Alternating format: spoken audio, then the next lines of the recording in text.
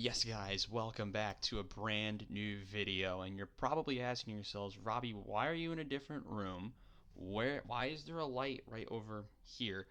And what the hell is going on? Well, I'm on a new recording platform, so like the cameras might be flipped. I don't know what's going on anymore. It's a lot going on that shouldn't be going on. But today I'm in my new dorm room, which what do we rate it, chat? I mean, what do we rate it? Is it pretty good? I think it's pretty good. But today's video a little bit shorter. Hopefully, it is mid-afternoon, so hopefully all goes well. I am recording on OBS, something a little bit different, so you won't see Riverside up in this top corner anymore, which I hope will be better for the viewing pleasure of this channel. And before I just start with the insanity, hit the like button down below and subscribe. Video edits, new microphone, all coming soon. Also, hopefully some WIUR news for the future for me and what I'm going to be doing. What show will I be on? What is the plan? All of that. Hopefully, will be coming out in the next couple of weeks. Um, but speaking of what's going on for the next couple of weeks, let me just bring out the upcoming video schedule. So Friday is going to be all soccer. So Friday is all soccer. I just got to write my reminder. So we're gonna have the reaction to the Champions League schedule, which if you don't know how we'll go over that on Friday, and we'll go over like how each some teams got there, whatever the hell, and we'll go over that, and we're gonna go over everything going on in transfers, what happened in the last couple of days. We're gonna do that today as well, of course, because it's Tuesday, it's Transfer Tuesdays. I was gonna do that series, but I didn't. Kind of kicking myself that I didn't, because it actually would have been pretty funny. But back to this task at hand, we have the upcoming international break, which kicks off September 5th. For the sake of timing of everything, we're just gonna go over all of that on Friday. So you'll be CONCACAF. No, CONCACAF's playing the Nations League, a Nations League that's a seemingly pointless, but we ride, I guess. So we have that. We have the UEFA Nations League. We still have no news on their World Cup qualifying for what the groups are or how that's gonna work. We have Asia. We don't have anything for Africa, I don't believe, but we'll go over all of that and more. And oh yeah, South America I think plays too. So we have to go over all of that chaos in the next video. Also, speaking of next videos, tonight after this video goes out, I'm going to be on stream. We are going to be on stream. I believe it's with the J&J show. I don't even know what they're called anymore. But regardless of that dilemma, it'll be all college football talk. So if you like college football and you like insanity, I just got the link. It's going to be under Empire Sports Media. I'll drop the link in the description so you guys can check out the stream. It's going to be at 9 o'clock Eastern time. So, and the stream should be about 2 hours. I think it's an hour or two. Who the hell knows? Because with me recording with them, it usually goes like 2 hours. But with like 7 other people, it's a whole round table that I don't know what's going on. I'm gonna shut up and we're gonna go over the Premier League. So for the future, what I want to do is, well, one, we're gonna have a wireless mic going right like here, or whatever I'm gonna do with it, and then essentially you will be able to see highlights on your screen of the goals and like the big moments from the match. That's the goal. I have no idea how I'm gonna do it, but that's the plan, and I think I'm gonna start that maybe with next week's video, or in like two. Who the hell knows? But next Tuesday is going to be the NFL season preview, which I don't know if I'm gonna. I don't think I'm gonna have a guest for that, but we'll go over everything. And then Friday it's just gonna be recaps of the Thursday game. We'll have recaps of the what's happened in the international break, what's happening in the whatever. You get the idea. So let's talk about the Premier League because we had a very chaotic week. And we started it off with Brighton against Manchester United. And you already knew, if you've known the recent history with Brighton and Manchester United, you know that these two teams play out good games, and it usually goes the way of Brighton. Manchester United, I believe, won the last time these two faced off. We'll talk about Manchester United more later because they made a couple of more transfers. But Brighton were the ones that got the upper hand. Brighton, in this game, they went up early. Danny Welbeck, 32nd minute. It was a good goal. And Brighton were leading into the break, but Amad Diallo said not so fast. 60th minute goal, just past the hour mark, to go up and get 1-1. And when I was waking up, which I didn't get to watch the game, I watched all the highlights of it, I thought this game was going to end 1-1, but not so fast. A set piece and a late goal for Brighton gives them all 3 points. They've won their first 2 games against Everton, and now a shock one against a good Manchester United team, because apparently no one knows how to defend the set piece. Fair enough. You do you, Manchester United, because that's a very unfortunate result for them. After not looking that convincing against Fulham, they don't look very convincing against Brighton. So it's a little bit of a worry for them. It is still very early in the season. I can relax a little bit, but I think it's still something to watch out for is Manchester United frustrations. Other notable results, Tottenham going up against Everton. It was a 4-0 for Spurs. They looked really convincing, were really clinical in front of goal. And Ange Postecoglou, off to another strong start in the Premier League. His side, with a win and a draw, are sitting in 5th in the Premier League. Oh, by the way, Brighton play Arsenal next at 7:30 a.m. That's 7:30 on Saturday. Guess we might stream that game, honestly. Who the hell knows? West Ham played Palace in a game that I said was going to be a snoozer. And West Ham went out and get goals from Tomas Suchek and Jared Bowen to get 3 points for the Hammers. They get a good win against Crystal Palace, another team we'll have to talk about later. Nottingham Forest and Southampton played the worst game of the weekend. It's Nottingham Forest grab a goal, and they grab all 3 points. A good result for Nottingham Forest after whatever happened against Bournemouth last week. Morgan Gibbs-White, by the way, was the winner who grabbed the game winner. So Nottingham Forest maybe trending in the right direction as well. Also, I'm sniffling. If you hear me sniffling a lot, I do have a little bit of allergies, so RIP to that. But back to the games. A team that I gave a lot of problems to, which was Fulham. I was very critical of Fulham in the last video. Well, they shut me up very fast. They went out and beat Leicester 2-1. A very convincing result for Fulham. They were not great against Manchester United.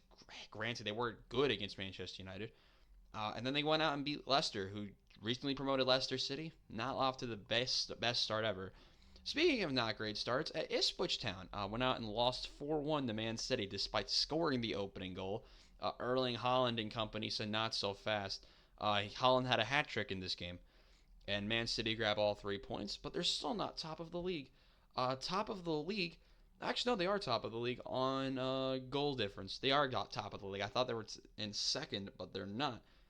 Also up there with 6 points was Arsenal. They played a thriller against Aston Villa. A game where, if you remember last year, Arsenal dropped points in both fixtures against Aston Villa. It's partially why some people were like, yeah, that may be the reason why they didn't win the league last year. Well, they shut up people very fast. Arsenal went out and had a decent first half. It wasn't anything great. It was 0-0 at the break. But the one moment that changed this whole game, Ollie Watkins there's a deflected shot, Raya big save off the bar. Ollie Watkins is like 2 feet in front of goal, saved by David Raya. That momentum from the Raya save is the reason Arsenal win this game. And that's why Raya won man of the match, which fair play to David Raya. He had an excellent game. Really shut me up after my love for Aaron Ramsdale. But right after coming on, big substitution as well, was Leandro Trossard, replacing Gabriel Martinelli. Trossard comes on 2 minutes later.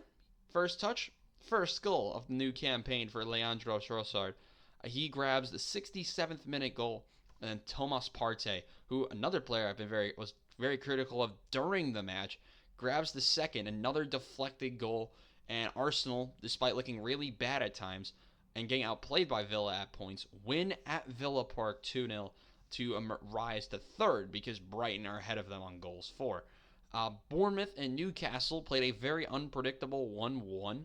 I was not expecting this at all. Tavernier scored first, and then nothing happened until Anthony Gordon scored the equalizer. Not the greatest fixture in the world, but listen, it do be like that sometimes.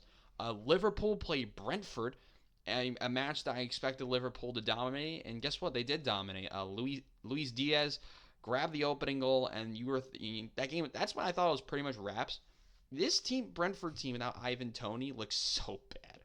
They look really, really bad. They might get relegated. I'm just throwing it out there. They might get relegated. What do you do? So, who the hell knows? What do I know? All I know is that Mo Salah is inevitable. He scores in the 70th minute. Brentford lose again, and Liverpool also grabbed 3 points for themselves. They, I believe, are in fourth. Yep, they're in fourth place. So the four teams that are 6 for 6 are Arsenal, City, Liverpool, and Brighton. Three teams you'd expect to be there, but Brighton? You seeing a sleeper team here now? Listen, we doubted Tottenham last year. Maybe Brighton's going to be that team this year. But then we go to the game I really wanted to talk about. Chelsea. Chelsea's a very interesting team, They have like 16,000 players. They have 193 years of contracted players and very lackluster goal scoring abilities. They also like to throw shade at people. Their players do specifically. And the player I'm talking about is Noni Madueke, who, I'll give him credit, he backed it up really well. But I'm just a little confused here, Mr. Madueke. Because, let me try to find about him a little bit. Noni Madueke, 22 years old. He was born 2 years before me. So just for reference. He threw some shade at Wolves. Wolves responded by only grabbing 2 goals. Matthias Cunha and Jorgen Strand Larsen grabbing his first goal as a Wolves player. But how did Chelsea respond? With 6 of their own. I didn't say 3, 4, 5. I didn't say any of those numbers. Hell no. We don't do any of those low numbers that Chelsea doesn't, apparently. They grabbed 6. They win 6-2, led by a hat trick from Madueke. Chelsea, I'm like really confused by Chelsea. Because, look at them. They barely won their Conference League fixture against Servette last week. Like, they're a mess. But they go out and win 6-2, so that's a little bit justified. They were pretty good in this game, I'll be honest. But what they aren't good at is selling players. I'm putting that lightly. Recently, Chelsea have sold Romelu Lukaku to Napoli. Finally, that took like 2 months. 2 months too long to happen, to be honest with you. Which I think is a good move. I'm interested to see how Lukaku plays for like his 35th team at this point. It feels like 35 teams, but it's really not. It's like 6. But Lukaku playing up front for Napoli signals the end of Victor Osimhen at Napoli for real this time, which Arsenal and Chelsea have been in the mix for. I don't know a lot about that. We'll probably talk about it more on the Friday video right before deadline day, which will be, isn't the deadline day video? Are we doing it on deadline day? No, we're not. We're doing the day before, sure. But yeah, Chelsea, they have remembered to sell Raheem Sterling. He's been in the mix of like 5 teams now. Ben Chilwell, also been in the mix for a couple of teams. But the big moves happened with clubs you didn't expect. And what I mean by didn't expect, I mean the small teams. And, well, the teams I'm talking about are Crystal Palace and Bournemouth. Yeah, I know. I mean, it feels weird saying that. But let me just ask you something. Speaking of Chelsea players, does everyone remember Kepa, the goalkeeper? Yeah, it's been a minute since we said that name, Well, Kepa is going on a loan, because that's what Chelsea does. They like loaning players. They sent him to Bournemouth. That solves their goalkeeping issue, I'll tell you that much. I'll be very interested. I think it's going to be very interesting. I don't know how Kepa's going to fit with the tactic. Kepa does like to be a little bit risky on the ball. So I feel like that could work for Bournemouth, but they tried to solve striker. I think they did sign a striker. I'm just forgetting who it is.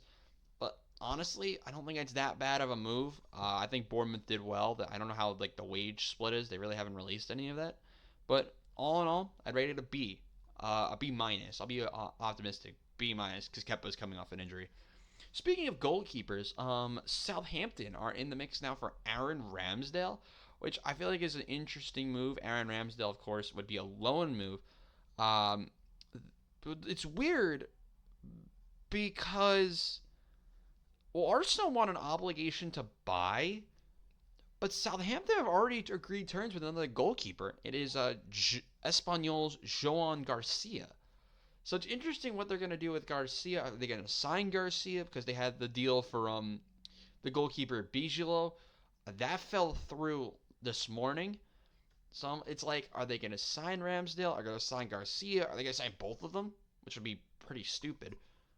So it's a little bit odd, especially with Arsenal wanting the obligation to buy Ramsdale as part of the deal. So I think that might be the reason some people are like, nah, I don't really want to do that, Maybe because of Ramsdale's demands for wage. Who knows? Speaking of other transfers that have happened recently, Manuel Ugarte is going to Manchester United. The midfielder agreeing terms last week. I think I might have talked about it last week. But everything's done. Medical done. He's being unveiled as a Manchester United player. United really going all in the transfer window. I love it. Now, how is that going to relate to being on the pitch? How good are they going to be on the pitch? We don't know. And what I mean we don't know is that, yes, they have some very good players. They signed a lot of good players. Joshua Zirkzee. They signed Lenny Yoro, even though he's in the hospital. He's gotten injured already. He's in the infirmary already. They have Matthias de Ligt. They've made some good, intriguing buys. Now you add Manuel Ugarte to that list? To add it to the midfield? Because they're selling Scott McTominay. Scott McTominay has been linked to Napoli. So you make a midfield trio of Bruno Fernandes. You have Ugarte and Nenu. It's a very intriguing midfield three. Whatever other combo you want to do. It's a very intriguing midfield now at Manchester United. You have different types of players that's kind of what you wanted. I just don't understand now the selling of McTominay as a backup for Mainu. Because they're going to have to make one more move. They're going to kill Kobe Mainu with how much they're playing him. So they're going to need another midfielder possibly. Maybe Ugarte plays that position where where Mainu typically is. I don't know. The thing I like about Ugarte is that he can play multiple spots in the midfield. He really can't play in the attacking midfield spot. That's really where Bruno's going to be.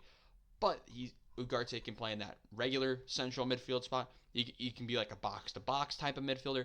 Or he can play in that holding midfield spot as the number 6, which I feel like was where he could fit, even though that's where Mainu is. So they have options. I like it. It's interesting. I'll tell you that much. Other transfer moves. Kingsley Coman. That was another big one, was Kingsley Coman. We were hearing about Kingsley Coman yesterday, where Liverpool, or we're talking about Liverpool now. We're done talking about Arsenal. We're done talking about United. We're now talking Liverpool. Liverpool are going for more wingers. Don't understand it. Here we are. Liverpool are targeting, I think they've been in the mix for Raheem Sterling.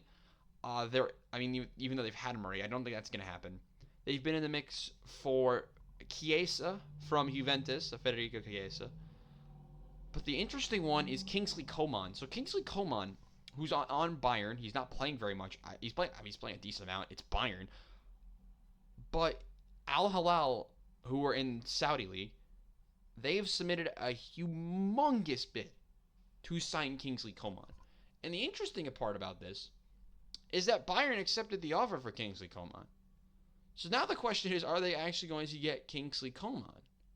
And to be honest, I have no idea. Because Kingsley Coman's an intriguing get, but will Kingsley Coman want to leave Europe? That's the question you have to ask. I don't know if he's going to leave Europe. I think he still has maybe more to do, maybe with another club, which is why I think Liverpool are going to be in the mix till the very end, even though I think they might be targeting another winger, maybe aka Chiesa. I don't know. It's a very weird move. I think Liverpool are targeting the wrong position for players. Listen, that's just me on that. Because I think if they went out and signed a holding midfielder to pair with Alexis McAllister, Szoboszlai, and because there's a big hole at the back end of the central center of the pitch. They need another midfielder. I don't know who it's going to be, but they have to sign someone or they're going nowhere. They've barely done anything in the transfer window. They signed Georgi Mardiashvili, the Georgian goalkeeper. I'm gonna be honest. I think it's a good effort by me, but I don't know how. Mardiashvili, just go with that. The Georgian goalkeeper from Valencia. He is going to be joining next year. So let me explain. He is going. They made the transfer, but with a loan back to Valencia. So he's back on Valencia for this year, and then he's going to Liverpool next year. So the conspiracy is, what are they doing with Alisson? No idea. Maybe he goes back to Brazil. Maybe he goes Saudi League for the money. Who the hell knows? But a lot of interesting transfer moves on that part. And finally, we're going to go back to Arsenal again because I just completely forgot about this move. Eddie Nketiah, the striker, is going to Crystal Palace. Crystal Palace, we've heard rumors that they're going to be very active in the back end of the transfer window. They've made a move for Eddie Nketiah. They might make a move for midfielders, which I wouldn't be against. Crystal Palace, I want them to be good because it's going to be really funny. It's a good move. And they've had strikers before, but they've been really inconsistent. They need a true goal scorer to replace Michael Olise. And I think they're going to be getting that with Eddie Nketiah. He will hopefully be playing regularly for Palace, which I think they'd really like. Eddie Nketiah is not a bad striker in the Premier League. He can go out and score 10 to 12 goals for you, but that's off the bench. I'm interested to see how he'll play in a starting role. $30 million for Eddie Nketiah. So that's all the transfer news. And guess what? There's a lot more that's going to be happening in the next couple of days because the transfer window's deadline day is Saturday. So Saturday afternoon, I might stream it, but it could be complete and utter chaos. I think you guys we're just going to have to wait and see on the transfers because there's a lot more that can happen. I think that will happen. Clubs to target, to me, I think from as far as the Premier League, I'm interested to see Liverpool. Liverpool needing that holding midfielder, right? Just talked about it. They need that spot. Are they going to actually fill it? Or are they going to sign the forwards or of Chiesa or Coman or somebody else? Arsenal, are they going to sign a striker? We've heard that they are back in the mix for Victor Osimhen. Are they actually going to go for Osimhen? Are they going to go back for Victor Gyökeres? There's the striker from Sporting. We've known Arsenal love Gyökeres. I'm interested to see if they're actually going to go out and try and get Gyökeres. You have Man City. Are they going to do anything else? They just got back Gundogan. How are they going to play Gundogan? Their captain is back, which a second straight freeze feels really stupid, but here we are. They needed to register Danny Olmo, that started with Gundogan going on a free. You also look at United. Are they going to sign anybody else? Are they going to add another midfielder just for the depth purposes? Are they going to do anything else? And another club I think we should watch out for is Crystal Palace. Are they going to go out there and sign more pieces to build around Eberechi, Eze, Eddie Nketiah, and all the other players that they have? So it's a very interesting situation over there as well. If there's anything... Wasn't there one other thing? No, I think that's all the moves. The things I will be touching on in the transfer window today. But we'll be touching more on the transfer window on Friday, which will be probably the opening topic for Friday, other than the Champions League draw. Over to tennis, which will be our final topic of this very short video. Just so we can get a video out for you guys today. The U.S. Open began yesterday, and oh my God, it was in complete chaos. Well, I want to say it was complete chaos, but there's a lot of very predictable results. And we'll start off with the men's draw. We started with the bottom half was first. And a lot of good things happened. We'll start it off with Casper Ruud, the 8th seed, going on and beating Bu from China in straights. That was very simple for him. Other notable results in that small portion of the draw, we had Bublik. I loved Bublik, but he went out and lost. I'm glad he wasn't one of my underdog picks. He lost to Zhang from China. Zhang will now face in this matchup against Carballes Baena, the number 55 ranked player in the world from Spain. So it should be a very fun match over there in the second round on tomorrow, which is when the second round begins. Also, shout Gail Monfils for beating Diego Schwartzman in the Battle of the Old Players. Speaking of players who underperform, like Bublik at times, Hugo Humbert avenges his Olympic loss and comes out and beats Monteiro from Brazil. He goes Humbert advances to the second round. Berrettini is back. He won his opening match in straights, as did Taylor Fritz. So we'll get another intriguing second round matchup. Berrettini against Fritz. I think that'll be a very strong matchup, and Fritz on upset watch is one thing we want to watch out for. Holger Rune continues to disappoint. The player from the Danish player lost in straight sets to Nakashima from the United States. Nakashima will play Kazo. I'm trying the French names. I'm still terrible at it. I don't even know how to say it, but we'll go with Kazo from France in the second round. Lorenzo Musetti battles some fourth set adversity against Riley Opelka. Now, I'll explain how this match worked. The first set was amazing. Musetti and Opelka going back and forth, went to a tiebreak. This is the match I mainly watched in the early part. Musetti won the opening set. It was good. Opelka dominated the second set on serve, broke Musetti a couple of times, 6-1. Musetti then pulls out an Uno reverse card and sends it 6-1 the other way. So we go to the fourth set. Opelka and Musetti are going back and forth. Musetti gets broken by Opelka. So it's 5-4 on Opelka's serve. He gets broken after going up 40-30. So it's 5-5. Musetti wins on his serve and then breaks Opelka again. And eventually goes out and wins the final set 7-5 to advance. Great match. Opelka really kicking himself for probably not being able to win on his own serve. A lot of double faults too. I got to bring that up too.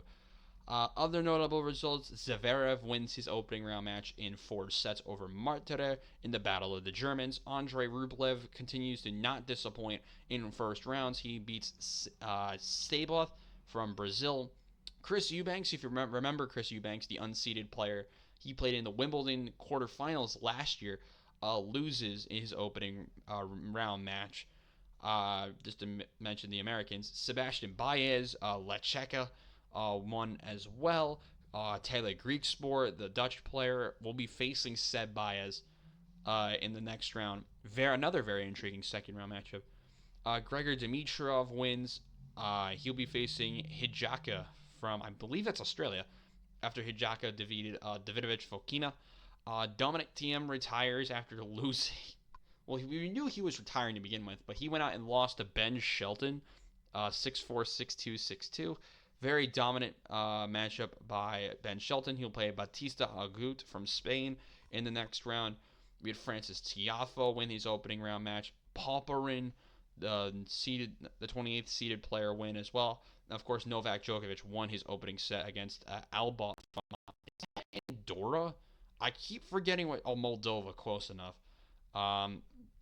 So what matches are happening today? We have players to watch today. Yannick Sinner, Tommy Paul. Tommy Paul's playing a very late match today, so that'll be fun to watch out for. Also, I think we just got an upset. I talked about Francis Auger-Aliassime. He's down 5-2 in the third set, down 2 sets to love, losing 5-2 in the third. So I believe he's about to lose. We have Medvedev, Alcaraz.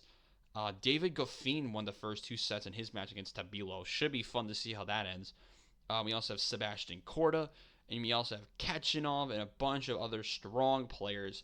It should be a great day for tennis.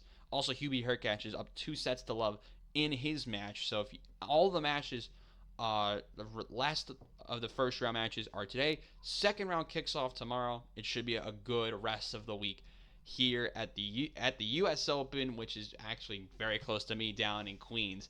Very short video today. NFL season preview next week. Full soccer video on Friday. I'm hoping you guys can tune into both of them, because that is the end of today's episode of the Robbie Basel Show. More stuff to come in terms of the channel, with more of breakdowns, more edits, I'm trying to do more to make it more visually appealing, not just me sitting here in a chair in my dorm room with a terrible, there it is, with bad lighting and whatever. I'm trying to make it more visually appealing for you guys. So more stuff to come in the coming weeks. But for now, I'm Robbie Basel saying so long for now. Enjoy your week. I'll see you guys next time. Goodbye, everyone.